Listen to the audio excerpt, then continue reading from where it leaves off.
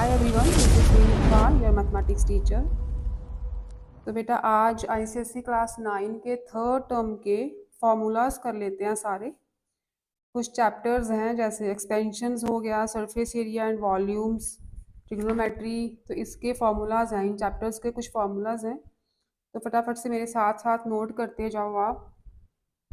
पहले करते हैं एक्सपेंशन से रिलेटेड। फर्स्ट चैप्टर आपका थर्ड टर्म का एक्सपेंशन है, chapter number 3 in your candidate ICSE mathematics. तो नोट करो, first is a plus B square is equal to A square plus B square plus 2ab। ठीक है, जितने भी फॉर्मूलाज मैं लिखूंगी ना, आपने सबके सब एक शीट बना लो, फॉर्मूला शीट, और उस पे नोट करो, अपने रूम में चिपकाओ। और रोज सुबह, क्योंकि 3-4 दिन रह गए एग्जाम में, फर्स्ट एग्जाम आपका मैथमेटिक्स का है, तो रोज सुबह या शाम को जब भी आपको टाइम मिले आप रिवाइज करना इस शीट को। ठीक है, तो आज फार्मूलाज कर लेते हैं, कल मैं बाकी जो सर्कल्स के और क्वाड्रिलेटर्स के जो भी इंपॉर्टेंट कॉन्सेप्ट्स या थ्योरम्स होंगी ना, तो वो कल करेंगे। नेक्स्ट देखो, a minus B whole square is equal to A square plus B square minus 2ab। a square minus B square is a minus B into a plus B. ठीक, next is a plus B plus C whole square is a square plus B square plus C square plus 2ab plus 2bc plus 2ca। Next cube वाले formulas हैं, a plus B whole cube is a cube plus b cube plus 3ab into a plus b. सारे signs plus के हैं, इसे open भी कर सकते हो आप। a cube plus b cube plus 3a square b plus 3ab square. जब ब्रैकेट ओपन करते हैं तो ये फॉर्म बन जाती है। नेक्स्ट देखो, a cube plus b cube, अलग अलग क्यूब लगे हैं, इन दोनों को कंफ्यूज मत करना। ठीक है, मिक्स मत करना, ये अलग फॉर्मूला है, ये अलग फॉर्मूला है। ये a plus B whole cube है, ये a cube plus b cube, individually cube लगे हैं। a cube plus b cube is a plus B. ठीक है, ये अलग टर्म है। a square minus a b plus B square, ये अलग टर्म है, दोनों टर्म्स मल्टीप्लाई हो रही है। नेक्स्ट देखो, क्यूबिंग का माइनस वाला, a minus B whole cube, इसमें सारे साइंस माइनस के आएंगे। a cube minus b cube minus 3ab into a minus b. लेकिन जब इसे ओपन करते हैं ना हम, a cube minus b cube minus 3a square b, ये जो टर्म होती है माइनस माइनस प्लस हो जाती है, 3ab स्क्वायर। तो आप ये वाले फॉर्मूलाज लर्न करो। ठीक है, इसमें कंफ्यूजन नहीं है, सारे साइंस प्लस के, प्लस वाले में, माइनस वाले में सारे साइंस माइनस के। ओपन करोगे तो ऑटोमेटिकली प्लस आ ही जाएगा। ठीक है, प्लस वाले में a प्लस बी है, a भी माइनस की टर्म है, और इंडिविजुअली माइनस वाले फॉर्मूला में यहाँ पे a माइनस बी है और सेकंड टर्म में सारे साइंस पॉजिटिव हैं। यहाँ पे a भी नेगेटिव था, a cube plus b cube में, a cube minus b cube में a भी तो पॉजिटिव है, लेकिन यहाँ पे नेगेटिव साइन है, a माइनस बी। एक्सपेंशंस के इतने ही हैं। तो बाकी जो फॉर्मूलाज डिराइव किए ना, इन दोनों को कंबाइन करके, है ना, कभी इन दोनों को कंबाइन करके, वो तो कॉम्बिनेशन से बने हैं। अगर आपको मेन फॉर्मूलाज आएंगे ना, तो कॉम्बिनेशन तो आप कर ही लोगे। नेक्स्ट देखो, सरफेस एरिया एंड वॉल्यूम्स के। First is volume of cuboid. Cuboid मतलब साइड्स अलग अलग होंगी, लेंथ ब्रेंथ हाइट जो है वो डिफरेंट होगी। This is a cuboid. इसमें length breadth and height, length breadth and height, ये मेजरमेंट्स जो होती हैं वो डिफरेंट होती हैं। तो वॉल्यूम ऑफ क्यूबॉइड, वॉल्यूम क्या रहेगा, length multiply breath multiply height. Volume find करना है तो आपने यूनिट का, जो भी यूनिट्स दिए होंगे ना, सेंटीमीटर या मीटर, उनके ऊपर क्यूब लगाना है, क्योंकि यहाँ पे 3 डायमेंशंस मल्टीप्लाई हो रही हैं, centimetre multiply centimetre multiply centimetre, तो क्यूब आएगा ना। अगर मीटर है तो metre multiply metre multiply metre, इसलिए क्यूब लिखते हैं हम। वॉल्यूम का आगे देखो, lateral surface area, lateral surface area, और इसे बोला जाता है area of 4 walls, area of 4 walls. देखो जो आपका रूम होता है वो भी एक क्यूबॉइड की फॉर्म में होता है ना। रूम एक क्यूबॉइड है, और रूम का फ्लोर और रूफ, मतलब फर्श और छत, दोनों पार्ट्स निकाल दो, बाकी की 4 वॉल्स जो रह जाती हैं उनका एरिया, उस 4 वॉल्स के एरिया को हम बोलते हैं लेटरल सरफेस एरिया। ठीक है, इनमें जैसे 1 2 3, ये वाली फ्रंट वाली और बैक वाली, ठीक है, ये फ्लोर निकल जाएगा, रूफ निकल जाएगी, तो बाकी की जो 4 फेजेस है ना उनका एरिया होगा ये। तो उसका फॉर्मूला है एरिया ऑफ 4 वॉल्स का 2 into length plus breadth into H. Length plus breadth, यहाँ पे प्लस का साइन है, यहाँ पे मल्टीप्लीकेशन का। एरिया है तो यूनिट्स का स्क्वायर लगे, यहाँ भी एरिया वर्ड आएगा, आप सेंटीमीटर मीटर जो भी गिवन होंगे यूनिट्स, उसका स्क्वायर लगाना है। ठीक है, यूनिट्स के मार्क्स होते हैं, यूनिट्स ध्यान से लिखना। वॉल्यूम में क्यूब लगता है, एरियाज में स्क्वायर लगता है। Total surface area, total surface area of cuboid, इसमें 6 के 6 फेजेस आएंगे, फ्लोर भी आएगा, रूफ भी आएगी, और 4 वॉल्स भी आएंगे। ठीक है, 6 फेजेस का एरिया होता है ये total surface area. Formula is 2 into l b plus b h plus h l. Length breadth को मल्टीप्लाई कर दो, फिर ब्रेथ हाइट को कर दो, फिर हाइट लेंथ को कर दो, तीनों को प्लस करके 2 से मल्टीप्लाई करना है। आगे है डायगनल, डायगनल ऑफ क्यूबॉइड, क्या फॉर्मूला है इसका? Under the root l square plus B square plus h square. ठीक है, डायगनल मतलब अगर यहाँ से यहाँ तक एक डायगनल खींचा जाए, तो डायगनल को हम लॉन्गेस्ट रॉड भी बोलते हैं, डायगनल को लॉन्गेस्ट रॉड भी बोलते हैं। लॉन्गेस्ट रॉड की लेंथ फाइंड करनी हो कि आप एक रूम में सबसे ज़्यादा मैक्सिमम लेंथ की कितनी लेंथ की रॉड प्लेस कर सकते हो, तो आप एक रूफ का कॉर्नर लेना और उसके अपोजिट नीचे वाला फ्लोर का कॉर्नर लेना, सबसे लंबी रॉड वही लगेगी एक रूम में, तो उसे हम डायगोनल बोलते हैं, और लॉन्गेस्ट रॉड भी बोला जाता है, सेम चीज़ है ये। लॉन्गेस्ट रॉड की लेंथ निकालनी है तो length square plus breadth square plus height square का स्क्वायर रूट फाइंड कर लो। ठीक है, डायगोनल का फॉर्मूला ही लॉन्गेस्ट रॉड में लगता है। ये लेंथ है ना, ये लेंथ होगी तो इसके यूनिट होंगे सिंगल, मतलब या मीटर या सेंटीमीटर। ठीक है, पावर 1 ही रहेगी।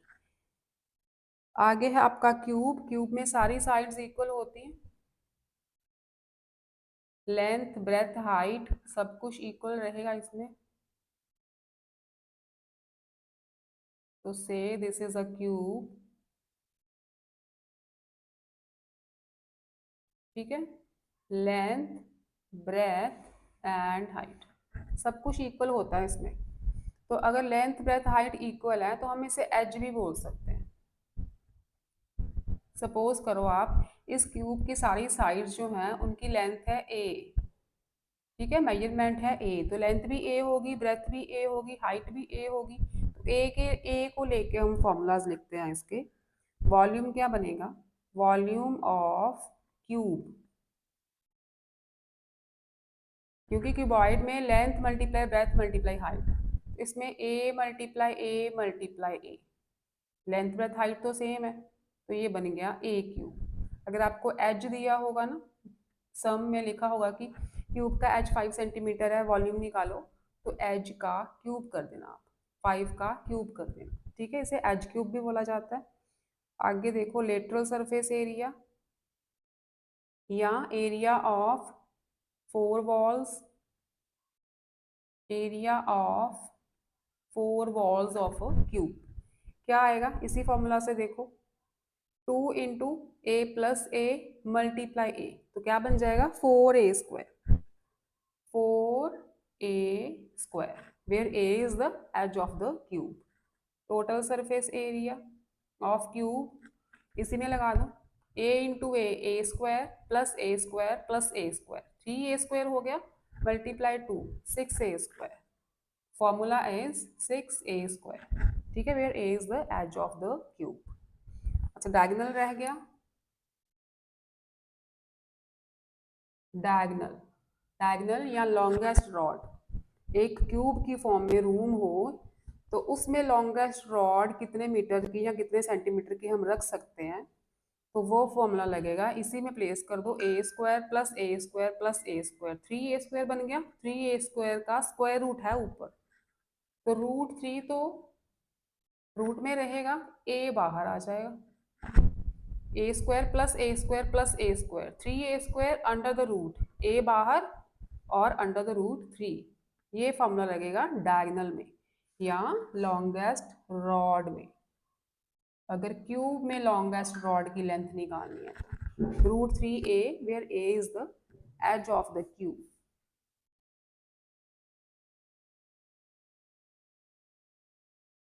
नेक्स्ट देखो,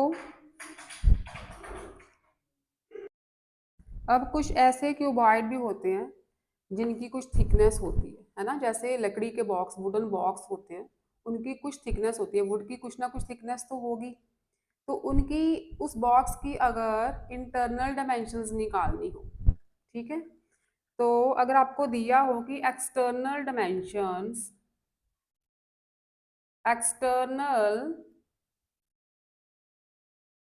डायमेंशंस ऑफ अ बॉक्स, जो बाहर वाली डायमेंशंस होंगी, अगर वो capital L, capital B and capital H है, ठीक है, और इंटरनल डायमेंशंस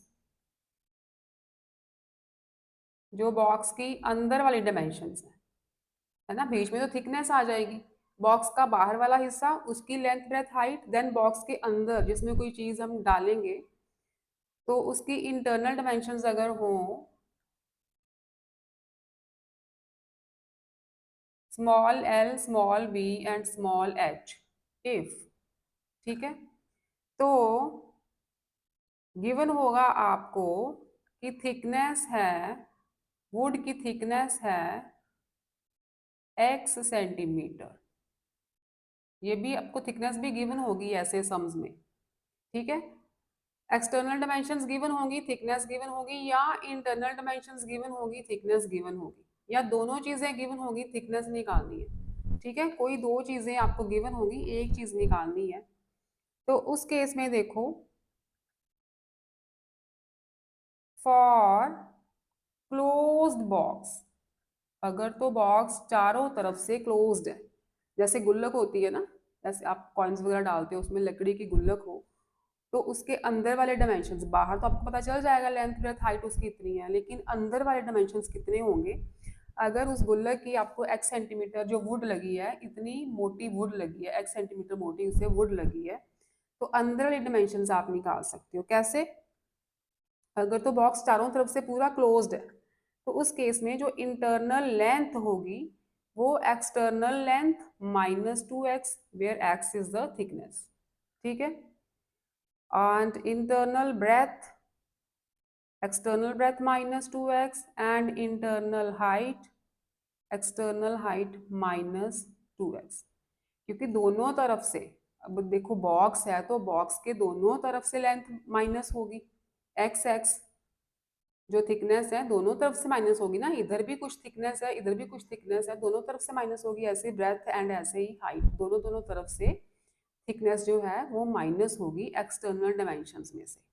और अगर बॉक्स ओपन है, अगर बॉक्स ओपन है, अगर बॉक्स ओपन है, या तो उसका टॉप नहीं है या तो उसका बॉटम नहीं है ना, ओपन बॉक्स का या तो टॉप निकाल दो ऊपर वाला कवर, या उसका बॉटम निकाल दो, इसका मतलब हाइट के केस में एक x निकल जाएगा, हाइट के केस में एक x निकल जाएगा, बाकी लेंथ ब्रेथ तो सेम रहेगी उसकी। इस केस में अगर बॉक्स ओपन है तो internal length is L-2x, where x is the thickness and L is external length. Internal breadth is external breadth -2x and internal height is इस केस में एक एक्स निकल गया, क्योंकि एक फेस तो हम निकाल चुके हैं, या तो टॉप नहीं है या तो बॉटम नहीं है, बॉक्स तो ओपन है। इस केस में एक एक्स नहीं ऐड करेंगे हम, only one thickness is add नहीं, सॉरी सब्ट्रैक्ट। ठीक है, ओनली एक तरफ की थिकनेस जो है, एक साइड की थिकनेस माइनस होगी, एक साइड तो है ही नहीं, है ना, ओपन बॉक्स की। तो ये नोट करो। और क्या रह गया आपका? अच्छा, एरिया ऑफ क्रॉस सेक्शन रह गया। कई सम्स में आपको एरिया ऑफ क्रॉस सेक्शन दिया होगा, तो उस केस में अगर वॉल्यूम निकालना है तो वो आ जाएगा area of cross section, area of cross section multiply by, अगर लेंथ दी है तो लेंथ, ब्रेथ दी है तो ब्रेथ, हाइट दी है तो हाइट।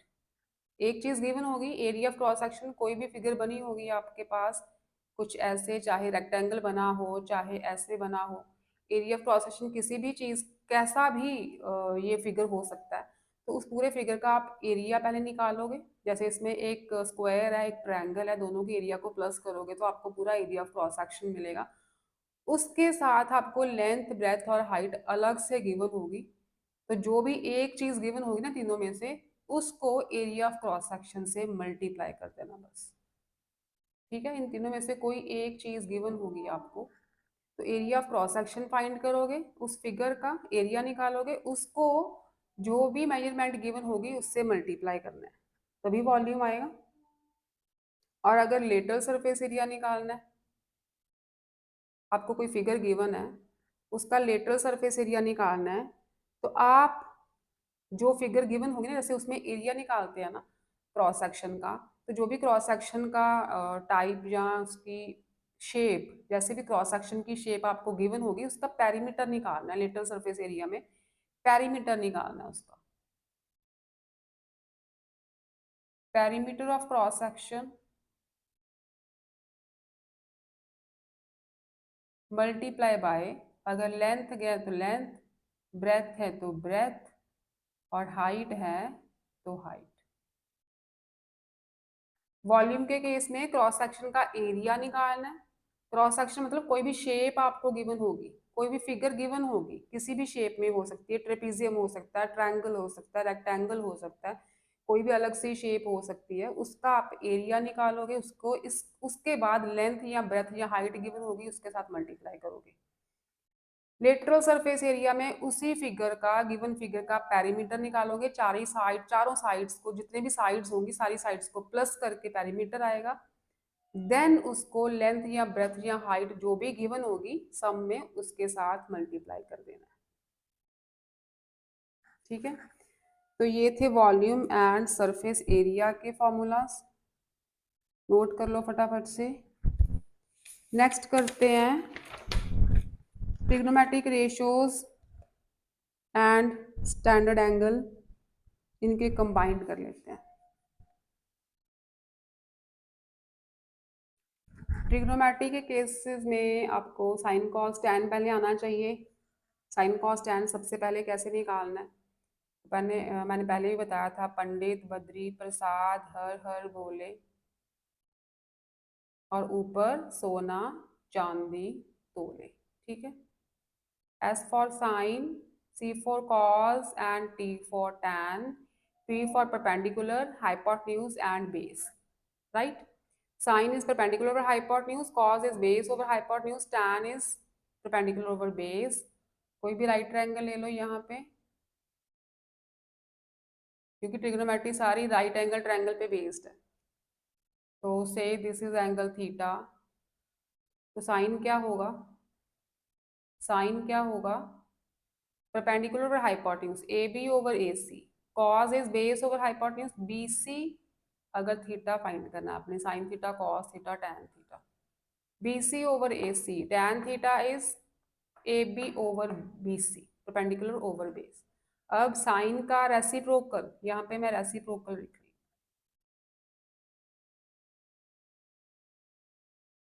साइन का रेसिप्रोकल है इसका कॉसेक, कॉस का सेक, टैन का कॉट। ठीक है, तो कॉसेक को क्या लिख सकते हैं हम, 1/sin, सेक को 1/cos, कॉट को 1/tan। ये भी उल्टे हो जाएंगे, cosec theta is hypotenuse over perpendicular, sec theta is hypotenuse over base, cot theta is base over perpendicular. ठीक है, ये साइन और कॉसेक एक दूसरे के रेसिप्रोकल हैं, कॉज और सेक एक दूसरे के रेसिप्रोकल हैं, टैन और कॉट एक दूसरे के रेसिप्रोकल हैं। कैसे लिख सकते हैं हम, sine theta is 1/cosec theta, या लिख लो cosec theta is equal to 1/sin theta. ठीक है, एक दूसरे के रेसिप्रोकल मतलब अगर ये ऊपर है तो ये नीचे है, अगर cosec थीटा ऊपर है तो sin थीटा नीचे। ऐसे ही cos और sec में cos theta is 1/sec theta, या sec theta is 1/cos theta. ये रिलेशंस आपको काम आएंगी। tan थीटा, tan थीटा को आप 1/cot लिख लो, एंड कॉट को आप 1/tan लिख सकते हो, एक दूसरे के रेसिप्रोकल है। ठीक है, ये रेसिप्रोकल रिलेशंस हो गई। आगे स्क्वायर रिलेशंस देखो, जिन्हें हम स्क्वायर रिलेशंस बोलते हैं।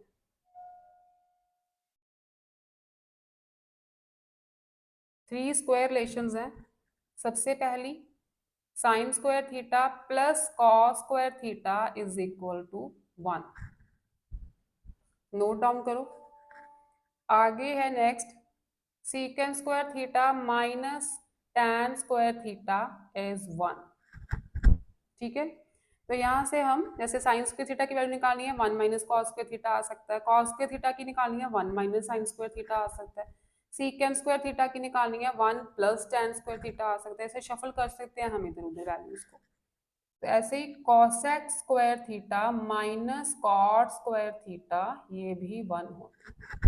ये तीन है मेन स्क्वायर रिलेशंस। इनको शफल करके राइट एंड लेफ्ट अलग अलग, ऐसे कोसेकेंट स्क्वायर थीटा निकालना है in the form of cot, तो हम लिखेंगे cosecant square theta is 1 plus cot square theta. ठीक है, कॉट स्क्वायर थीटा निकालना है in the form of cosecant square theta, तो कॉट स्क्वायर थीटा को उधर ले जाओ, 1 को इधर ले आओ, तो cot square theta is cosecant square theta minus 1। ठीक है, तो ये शफल करके हम अलग अलग रिलेशंस बना सकते हैं। ये स्क्वायर रिलेशंस हो गई। अब देखो सबसे पहले बेस। अच्छा, बेस कैसे देखते हैं, अगर आपको कोई एंगल गिवन है ना, जैसे सपोज करो आपको एंगल सी गिवन है, इसमें एंगल सी या साइन सी निकालना है, साइन सी निकालना है तो सी और राइट एंगल कहाँ पे है, आप देखोगे कि यहाँ पे जो एंगल है वो वाला एंगल और राइट एंगल किस दो, ये दोनों एंगल किस साइड पे बन रहे हैं, बीसी पे बन रहे हैं। तो अगर आपने साइन सी देखना है तो इसको बेस लेना है, बीसी इज बेस। अगर आप साइन ए देखोगे, अब साइन ए के लिए ये बेस नहीं ले सकते हम, साइन ए एंगल कहाँ चला गया, ए पे, तो साइन ए के लिए एंगल ए और राइट एंगल ये दोनों एंगल कहाँ बन रहे हैं, ए बी पे, ये दोनों एंगल ए बी पे बन रहे हैं, तो साइन ए के लिए हम इसे बेस लेंगे। ठीक है, साइन सी की केस में ये बेस है, ये परपेंडिकुलर, ये हाइपोटेन्यूज, लेकिन साइन ए के केस में this is base, this is base, this is perpendicular, this is hypotenuse. तो आप इन एंगल्स को देख के अच्छे से देखोगे कि बेस कौन सा लेंगे हम। ठीक है, यहाँ पे कंफ्यूज होते हैं बच्चे, अगर आपको साइन ए पूछा है तो आप इसी को बेस ले जा रहे हो, ये साइन सी का बेस है, साइन ए का बेस तो ये है, यहाँ पे एंगल ए और राइट एंगल दोनों लाई कर रहे हैं, राइट, यहाँ गलती मत करना आप। नेक्स्ट क्या रह गया इसका,